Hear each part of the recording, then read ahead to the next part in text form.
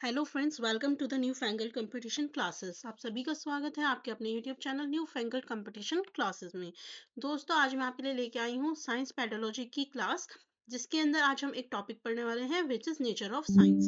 Guys, अगर आप हमारे चैनल पे फर्स्ट टाइम आए हैं तो आप हमारे चैनल को सब्सक्राइब कर सकते हैं, ताकि आपको जितने भी इंफॉर्मेटिव वीडियोस हैं वो सभी प्राप्त हो सके।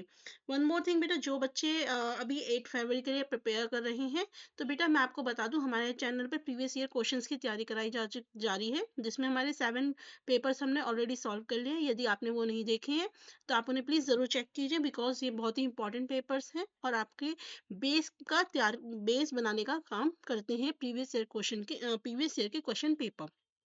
चलिए, विदाउट वेस्टिंग एनी टाइम, मैं आपको आज बेटा बताती हूँ नेचर ऑफ साइंस क्या होता है। इसके अंदर हमें मतलब किन किन पॉइंट्स का ध्यान रखना चाहिए और इन पॉइंट्स का क्या मतलब होता है। ज़्यादातर बच्चों को बेटा पैथोलॉजी में दिक्कत आती है, इसलिए ये वीडियो मैं आपके लिए ही लेके आई हूँ। वीडियो शॉर्ट रहेगी, बहुत बड़ी नहीं रहेगी। मैं आपको शॉर्ट में समझाऊंगी कि किस पॉइंट का क्या मतलब होता है। चलिए देखिए मेरा बेटा, सबसे पहला पॉइंट है कि साइंस कैसी होती है, डायनेमिक होती है। यानी कि ये टेंटेटिव नहीं होती। साइंस कैसी होती है, डायनेमिक। डायनेमिक नाम से पता चल रहा है कि कैसी नहीं होती, स्टैटिक नहीं होती। कैसी नहीं होती, नॉट स्टैटिक। अब इसका क्या मतलब है कि मैम साइंस स्टैटिक नहीं होती। तो देखिए बेटा, इसका मतलब ये होता है कि साइंस के अंदर क्या होते हैं बेटा, ओवर द टाइम चेंजेस आते हैं, डेवलपमेंट्स होते हैं, जब भी कोई न्यू एविडेंस हमें मिलता है। मान लीजिए पहले कोई थ्योरी थी, ठीक है, एक थ्योरी है जो चली आ रही है। अब क्या हुआ, हमें कुछ एविडेंस मिले जो कहती है कि ये थ्योरी आपकी प्रॉपर नहीं है, गलत है। तो हम क्या करेंगे, उन नए एविडेंस के बेसिस में चेक करेंगे क्या वो बात सही है। अगर वो बात सही होती है तो वो जो प्रीवियस थ्योरी चली आ रही है बेटा, वो चेंज हो जाती है। ठीक है, जैसे एक बहुत समय पहले माना जाता था कि हमारी अर्थ सेंटर पे है, ठीक है। फिर with the passage of time बहुत सारी थ्योरीज आई, बहुत सारी चीजें आई, एंड उसके बाद पता चला कि अर्थ सेंटर पे नहीं है, अर्थ रिवॉल्व करती है किसके अराउंड, सन के अराउंड, सन सेंटर पे है। तो इसी को हम कहते हैं कि साइंस क्या है, डायनेमिक होती है, टेंटेटिव होती है, स्टैटिक नहीं होती। ठीक। नेक्स्ट आता है कि साइंस प्रमोट स्केप्टिज्म। यानी कि साइंस क्या कहता है बेटा, संदेहवाद को प्रमोट करता है। अब इसका क्या मतलब है मैम, संदेहवाद को कैसे प्रमोट करता है। देखिए, साइंस कहता है अगर आप मुझे कोई चीज आके बता रहे हो कि ये चीज ऐसे है, तो मैं उसे ब्लाइंडली फॉलो नहीं करूंगा। मैं पहले उस चीज को वेरीफाई करूंगा, क्या वो बात सही है या नहीं है। अगर वो सही होगी तभी I will accept it, otherwise I will not accept it. Example बताइए मैम। तो एग्जाम्पल समझिए बच्चे। एक बच्चा आया, ठीक है, उसने कहा कि मैंने एक पानी लिया, वाटर लिया, और जब मैंने उसके अंदर सॉल्ट ऐड करा तो मेरा जो बॉइलिंग पॉइंट था वो बढ़ गया। ठीक। उसने कहा मैं पानी के अंदर मैंने क्या करा कि जब मैंने सॉल्ट को ऐड किया, उसके बाद उसका बॉइलिंग पॉइंट चेक करा, तो वो आपका 100 डिग्री सेल्सियस से ऊपर आया। तो जब साइंस को ये बात पता चली तो उसने क्या करा, साइंस कहता है कि आपके कहने से कुछ नहीं होगा, मैं पहले चेक करूंगा कि नॉर्मल वाटर का बॉइलिंग पॉइंट कितना होता है, और जो आपने सॉल्ट मिक्स करा है उसके बाद बॉइलिंग पॉइंट कितना आ रहा है। अगर मैं वेरीफाई कर लेता हूँ दोनों चीजों को, तभी मैं इस चीज को एक्सेप्ट करूंगा। तो इसी को बोलते हैं बेटा क्या, कि साइंस स्केप्टिज्म को क्या करता है, प्रमोट करता है, संदेहवाद को प्रमोट करता है। जैसे कि मान लीजिए, अब हमने कोई ड्रग बनाया है, कोई मेडिसिन बनाई है, तो ये नहीं होता कि वो जो ड्रग होता है वो एकदम एक्सेप्ट हो जाता है। सबसे पहले उस ड्रग को बेटा वेरीफाई किया जाता है, केमिकली उसे चेक किया जाता है कि उसकी कोई साइड इफेक्ट्स तो नहीं है, वो सेफ तो है ना। उसके बाद ही उसे मार्केट में लाया जाता है। तो बेटा यही मतलब होता है इसका, साइंस प्रमोट स्केप्टिज्म का। ठीक है। नेक्स्ट आता है साइंस इज ऑब्जेक्टिव। साइंस कैसी होती है, ऑब्जेक्टिव होती है। तो इसका क्या मतलब है, इसका मतलब ये है बेटा कि जो साइंस होती है हमारी फीलिंग्स पर और या फिर पर्सनल ओपिनियन पे बेस नहीं होती। क्या, not based on our personal feelings और ओपिनियन। साइंस हमारे बेटा पर्सनल फीलिंग पर या फिर ओपिनियन पे बेस्ड नहीं होती। किस पे बेस्ड होती है, it is based on facts. किस पे बेस्ड होती है? It is based on facts. Objective का मतलब क्या है कि हमारी फीलिंग्स पर, हमारे ओपिनियन से मैटर नहीं करता। एग्जाम्पल समझिए, मान लीजिए अगर पानी जो है हमारा 100 डिग्री सेल्सियस पे बॉईल होता है, तो फिर चाहे मेरा मूड आज अच्छा है, चाहे मेरा मूड खराब है, पानी वो 100 डिग्री सेल्सियस पर ही बॉईल होगा। मैं करूं या आप करो, कोई भी करो, वो हमारा फैक्ट है कि पानी 100 डिग्री सेल्सियस पर ही बॉईल होता है। तो this is science is objective. क्या है? साइंस हमारी कैसी होती है? ऑब्जेक्टिव होती है। नेक्स्ट आता है, science is an interdisciplinary area of learning. नाम से ही पता चल रहा है, इंटरडिसिप्लिनरी। डिसिप्लिनरी से मतलब होता है बेटा सब्जेक्ट्स। क्या होता है डिसिप्लिनरी से? मतलब सब्जेक्ट्स। इंटर मतलब आपस में, इंटर मतलब आपस में। साइंस क्या है बेटा? इंटरडिसिप्लिनरी एरिया ऑफ लर्निंग है। मतलब क्या होता है? साइंस के अंदर बेटा हम और सब्जेक्टों को मिलाकर उसके बाद हम स्टडी करते हैं, लर्निंग करते हैं। जैसे कि बेटा आप सभी को पता है कि साइंस को आजकल हम किस तरह से, देखिए बड़ी क्लास के अंदर साइंस को फिजिक्स, केमिस्ट्री और बायो, इनसे मिलके पढ़ाया जाता है। अगर मैं छोटी क्लास की बात करूं तो बेटा जो हमारे साइंस और सोशल साइंस है वो मिलके मेरी क्या बनाती है? ईवीएस। साइंस और सोशल साइंस जो होती है मिलके क्या बनाती है? ईवीएस। यानी कि हम क्या कर रहे हैं बेटा? मल्टीपल सब्जेक्ट को आपस में रिलेट करके एक सब्जेक्ट में पढ़ रहे हैं। तो इसी को बोलते हैं इंटरडिसिप्लिनरी एरिया ऑफ लर्निंग। देखिए आगे क्या कहा गया है? आगे कहा गया है कि science is a collective enterprise या फिर सोशल एंडेवर। इसका क्या मतलब होता है बेटा? इसका मतलब ये होता है कि जो साइंस होती है उसमें जो भी हमें आउटपुट मिलता है, जो भी रिजल्ट मिलता है, वो किसी एक बंदे की देन नहीं होती, बल्कि उसके पीछे मल्टीपल लोगों का हाथ होता है, मल्टीपल साइंटिस्ट का हाथ होता है। कभी भी कोई भी साइंटिस्ट जीरो से स्टार्ट नहीं करता। पहले किसी साइंटिस्ट ने क्या होता है? अपना काम किया होता है, उसकी फाइंडिंग्स के ऊपर ही नया जो साइंटिस्ट होता है वो क्या करता है? अपने काम को अंजाम देता है। अब एक बात बताइए, जो एल्बर्ट एडिसन थे, उन्होंने बल्ब का आविष्कार किया, तो क्या एल्बर्ट एडिसन से पहले कभी किसी ने बल्ब का आविष्कार नहीं किया होगा? कोशिश नहीं की होगी, बट वो फेल हो गए। तो उनका जो फेलियर था, जो उनसे पहले साइंटिस्ट थे उनका ही फेलियर हमारे एल्बर्ट एडिसन के लिए क्या बना बेटा? वो आपका बेस बना। ठीक है? तो इसलिए कहते हैं कि साइंस क्या होती है? कलेक्टिव एंटरप्राइज होती है या फिर सोशल एंडेवर होती है। Scientific knowledge is not value neutral. ये कहते हैं कि जो साइंटिफिक नॉलेज होती है वो वैल्यू न्यूट्रल नहीं होती। तो देखिए इसका क्या मतलब है? इसका मतलब ये है कि क्या रिसर्च करना है और किस तरह से फाइंडिंग्स को अप्लाई करना है, ये सब सोसाइटी की वैल्यूज, एथिक्स, फंडिंग प्रॉपर्टीज पे डिपेंड करता है। एग्जाम्पल के तौर पे देखिए, research into renewable source of energy is driven by societal value of environmental sustainability and concerns about climate change. तो क्या मतलब है कि इस, मान ली अब हमारा क्लाइमेट चेंज हो रहा है, ठीक है, हमारे क्या है, जो रिसोर्सेज है उसकी कमी होती जा रही है। तो इस रिसोर्सेज की कमी होने की वजह से हम क्या कर रहे हैं बेटा? रिन्यूएबल रिसोर्सेज के जो साधन है उन्हीं के बारे में हम रिसर्च कर रहे हैं। ठीक है? नेक्स्ट क्या है? Science is a process of constructing knowledge. आप सभी को पता है बेटा साइंस में क्या होता है? नॉलेज का कंस्ट्रक्शन होता है। न्यू न्यू नॉलेज हमारी बेटा कंस्ट्रक्ट करते हैं हम एक्टिविटीज के थ्रू और माध्यम के, मतलब बहुत एक्टिविटी करके हम लोग क्या करते हैं? नॉलेज को कंस्ट्रक्ट करते हैं। और एक वर्ड और देखा गया बेटा, पार्सीमोनियस। ठीक है? पार्सीमोनियस का मतलब क्या होता है? पार्सीमोनियस होता है कि जब हम क्या होते हैं, मान लीजिए कोई चीज हुई, ठीक है, तो उसके मल्टीपल एक्सप्लेनेशंस हो सकते हैं। तो हम लोग जो सबसे इजीएस्ट एक्सप्लेनेशन होगा ना, जो हमें इजीएस्ट तरीके से समझ में आ सके, हम उसे हमेशा क्या बोलते हैं? कंसेप्ट वो एक्सेप्ट करेंगे। मान लीजिए एक लाइट बल्ब है, उसने काम करना बंद कर दिया, तो इसका सबसे इजी एक्सप्लेनेशन क्या हो सकता है? कि फिलामेंट जो है उसका टूट गया। बजाय एक हम एक कॉम्प्लेक्स सी थ्योरी दें जिसमें हम पावर ग्रिड फेलियर या सुपरनेचुरल कॉजेस के बारे में बताएं। तो बेटा this is all about nature of science. अब हम देखेंगे इसके ऊपर बेस्ड आए हुए कुछ क्वेश्चंस जो आपको बताएंगे कि इस टॉपिक के ऊपर किस तरह से क्वेश्चंस पूछे जा सकते हैं। पहला क्वेश्चन है which of the following statement best describes the nature of science.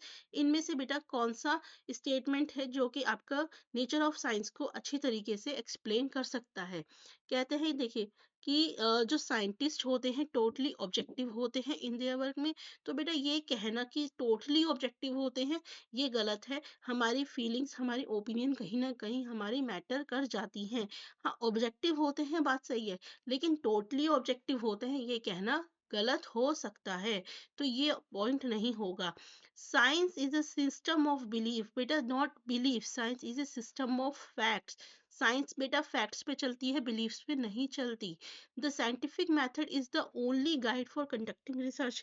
ये कहते हैं कि साइंटिफिक मेथड ही हमारा क्या होता है, एक तरीका होता है रिसर्च करने का। नहीं बेटा, मल्टीपल मेथड्स हो सकते हैं किसी भी चीज के रिसर्च करने के। तो ये भी गलत हो जाता है। Science is social in nature. ये बात बिल्कुल सही है कि साइंस कैसी होती है, सोशल होती है नेचर में। हमने पढ़ा था ना यहाँ पे कि साइंस क्या होती है, collective enterprise and social Endeavour.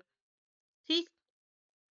Next है which one of the following is incorrect about nature of science. Nature of science के बारे में कौन सी बात गलत है।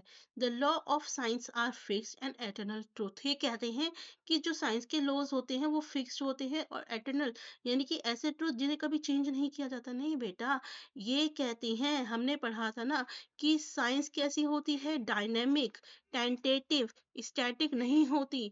तो यही तो चीज है बेटा, साइंस के जो लॉज होते हैं वो फिक्स्ड नहीं होते। तो यही बेटा क्या है मेरा गलत है। साइंस सोशल एंटीवेयर है, बिल्कुल सही बात है। साइंस डायनेमिक होती है, एक्सपेंडिंग बॉडी होती है, नॉलेज को एक्सपेंड करती है। और साइंस में कोई एक सिंगल मेथड नहीं हो सकता। तो ये दोनों बात ही बिल्कुल ठीक है। चलिए नेक्स्ट क्वेश्चन देखते हैं।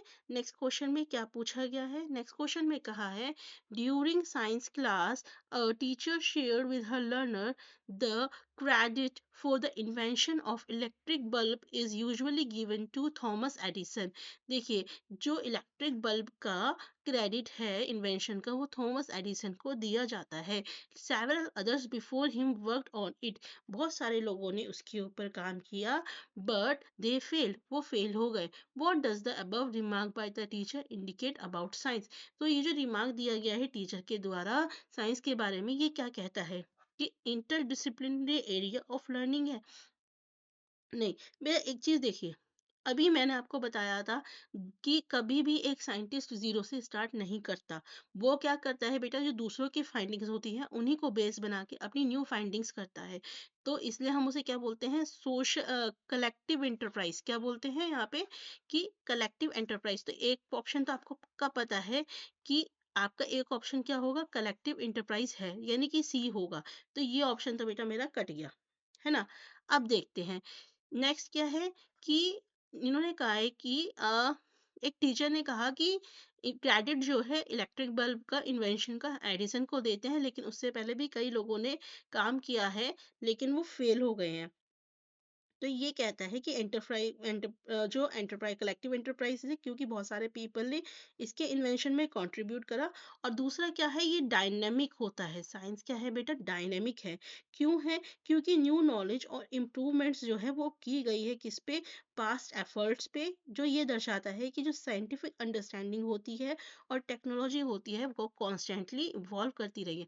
इंटरडिसिप्लिनरी एरिया ऑफ लर्निंग नहीं हो सकता। एक बात बताइए, यहाँ पे क्या आपको कुछ ऐसा दिख रहा है कि एक सब्जेक्ट की लर्निंग दूसरे सब्जेक्ट की लर्निंग का कुछ बेस बन रही है, या मल्टीपल चीजों को मिला के? नहीं। और साइंस प्रमोट स्कैपिटिज्म। स्कैपिटिज्म भी नहीं है बेटा, यहाँ कोई संदेह का कोई काम ही नहीं है। तो ऑप्शन नंबर बी एंड सी यानी कि 3 इज द राइट आंसर। ठीक। नेक्स्ट क्वेश्चन चलते हैं। नेक्स्ट क्वेश्चन में देखते हैं क्या कहा गया है। नेक्स्ट क्वेश्चन में कहा गया है which of the following statement is not correct regarding science. Science के बारे में कौन सी बात सही नहीं है। No single scientific method exist. ये बात बिल्कुल सही है बेटा कि एक सिंगल साइंटिफिक मेथड नहीं होता किसी भी काम को करने का। नेक्स्ट है culture plays a role in the development of science scientific knowledge, ये बिल्कुल सही बात है कि कल्चर का बेटा कहीं ना कहीं रोल होता है साइंटिफिक नॉलेज के डेवलपमेंट में।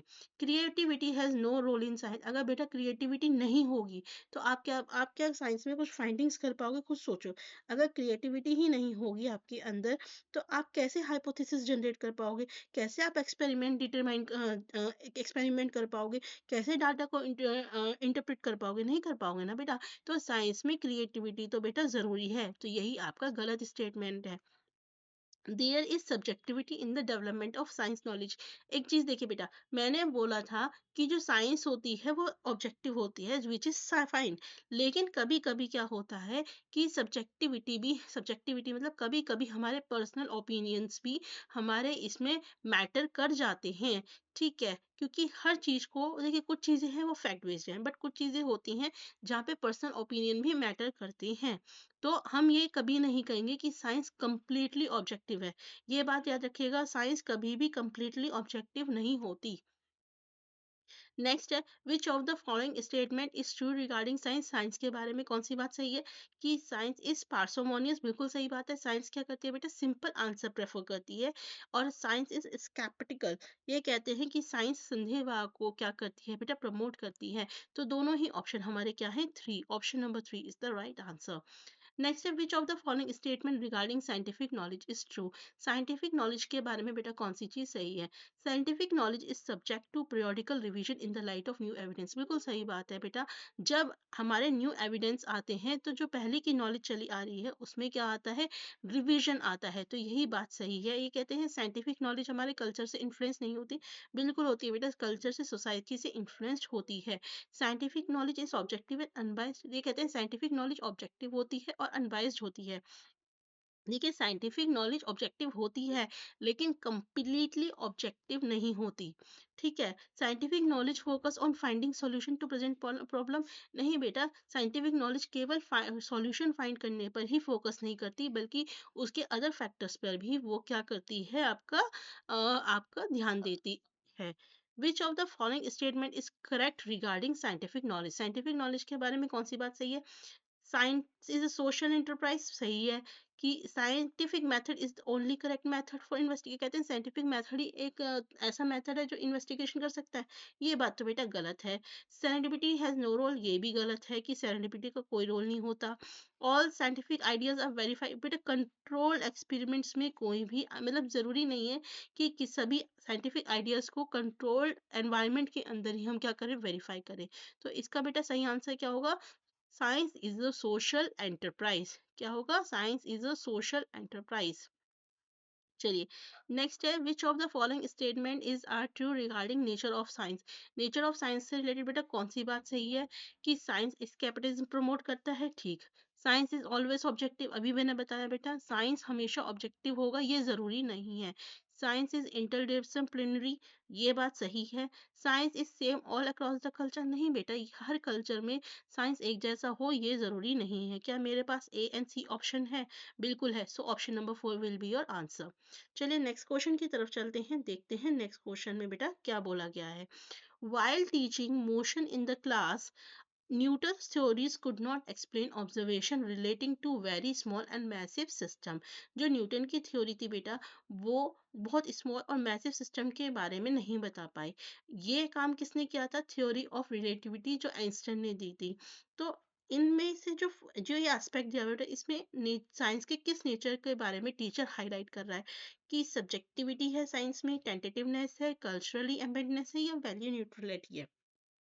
तो बेटा सीधी सी बात है, अगर आप बहुत ही ध्यान से समझो तो ये क्या है? टेंटेटिवनेस है कि पहले कुछ था, उसके बाद क्या हुआ? चीजें चेंज हुई। जब हमारे क्या बोलते हैं न्यू एविडेंसेस आए, आपके नए फाइंडिंग्स आए, तो वो चीजें क्या हुई? चेंज हुई। तो टेंटेटिवनेस ऑफ साइंस। यहाँ पे बेटा कल्चर का कोई काम नहीं है, वैल्यू न्यूट्रलिटी का कोई काम नहीं है, और सब्जेक्टिविटी का भी कोई काम नहीं है। So guys, this is the last question of this video. I hope आपको बेटा, आपसे सभी से एक रिक्वेस्ट है, अगर आपको ये वीडियो, ये इन्फॉर्मेशन, ये लेक्चर यूजफुल लगा तो प्लीज वीडियो को लाइक कीजिएगा और चैनल को सब्सक्राइब कीजिएगा।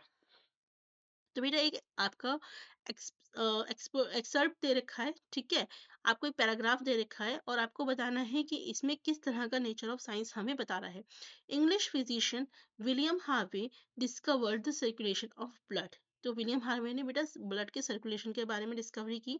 करंट ओपिनियन जो था उन दिनों में वो ये था कि जो ब्लड है ऑसिलेट करता है वेसल, बॉडी के जो वेसल्स हैं उसमें। इस व्यू के लिए हार्वे को वॉज रिडिक्यूल एंड वॉज, उनको मतलब ऐसे बुरा बुरा कहा गया और सर्कुलेटर बोला गया। He lost most of his patient, उन्होंने बहुत सारे अपने पेशेंट्स को भी गवा दिया। हाउएवर बिफोर ही डाइड, उनके मरने से पहले Harvey's scientific idea about circulation was generally accepted as a biological fact. उनके बेटा जस्ट मरने से पहले जो उनका साइंटिफिक आइडिया था सर्कुलेशन को लेके, उसे एक बायोलॉजिकल फैक्ट की तरह एक्सेप्ट कर लिया गया। ठीक है। तो इस बात से हमें क्या पता चलता है? इस बात से पता चलता है हमें क्या बेटा, कि साइंस एक तो क्या है टेंटेटिव है। कैसी है? टेंटेटिव है। देखिए पहले क्या था, लोगों ने कुछ और माना, बाद में क्या है कुछ और माना। ठीक है। और दूसरा क्या है बेटा, ये कि साइंस क्या है सोशली एंड कल्चरली एम्बेडेड। इससे हमें क्या पता है सोशली। हार्वे को बेटा रिडिक्यूल्ड और लॉस्ट, उन्होंने बहुत सारे पेशेंट्स खो दिए थे अपनी फाइंडिंग्स की वजह से। ठीक है। तो जो उनके बिलीव्स क्या कहेंगे, ये बताता है कि जो सोशल और कल्चर होता है बेटा, वो हमारी रिसेप्शन और एक्सेप्टेंस जो होता है साइंटिफिक आइडियाज को, उसको क्या करता है बेटा आपका। देखिए ऑब्जेक्टिव यहाँ पे नहीं हो सकता। ठीक है। ऑब्जेक्टिव क्यों नहीं हो सकता? क्योंकि बेटा यहाँ पे हम किसी मेजरमेंट या किसी फैक्ट की बात नहीं कर रहे हैं। हम यहाँ पे बात कर रहे हैं, एक पैराग्राफ ये कह रहा है कि जो विलियम हार्वे थे उन्होंने कोई चीज की फाइंडिंग्स करी। ठीक है। वो चीज क्या थी फाइंडिंग्स उसकी लेकिन वो फाइंडिंग्स जो है उस टाइम पे एक्सेप्ट नहीं की गई, बाद में एक्सेप्ट की गई, है ना। तो इससे हमें क्या पता चलता है कि आपका जो आंसर होगा बेटा क्या होगा, एक तो बी एंड डी। क्या होगा? B and D. So guys this is all. मिलेंगे आपको बेटा नेक्स्ट टॉपिक में, नेक्स्ट वीडियो के साथ। वीडियो अच्छी लगे तो लाइक सब्सक्राइब शेयर कीजिएगा। Thank you.